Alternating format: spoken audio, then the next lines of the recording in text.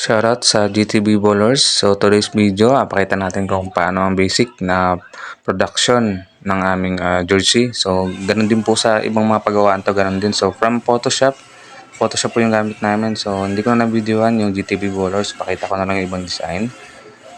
Wala tayong ma-content, so nag-daily vlog lang tayo. So ito po yung ginagawa namin ngayon, GTB Ballers. So from printer, then i-heat press po natin, no? So yan po, nilalagay ko yung tela. Yung tela po namin na gamit is Polydex 200 GSM. So yan po yung print sa sabli paper. So lalagay natin sa 80 by 100 na Kuyi heat press.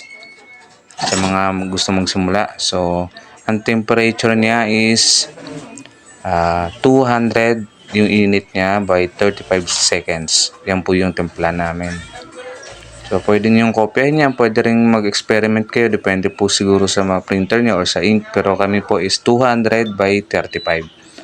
So, antayin natin na tumunog. So, okay na po.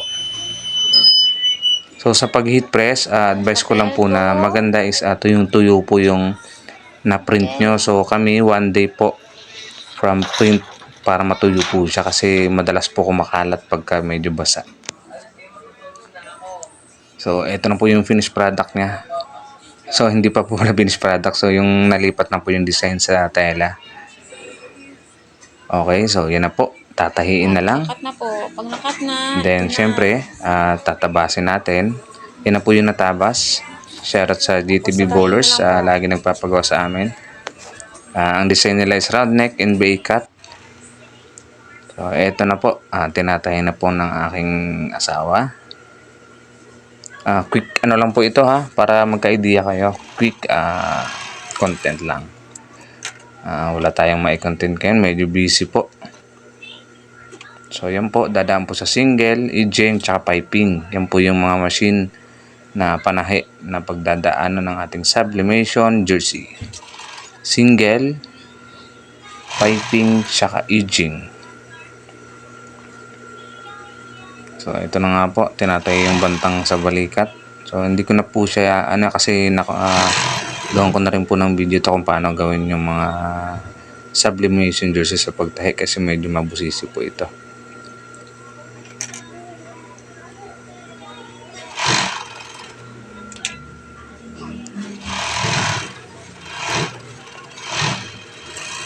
Kailangan sa mga magsasabli po, alagaan po natin yung ating mga customer, no?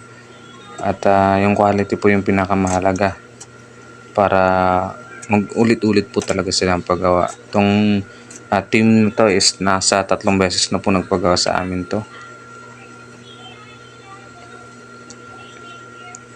So, move forward. Ito na po yung finished product.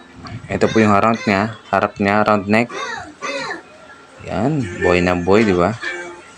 Then, naka-NBA cut po. Boom! Ito po yung usong-uso ngayon.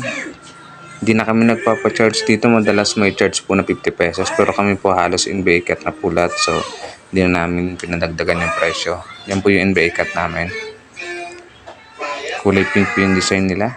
20 pieces na up.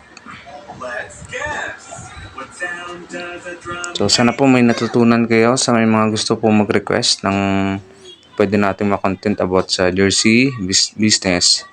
Comment below lang po. Thank you, JTB Ballers. Shoutout. Thank you. So, pwede nyo pong pasyalan ng ating page, Pogsbert Clothing.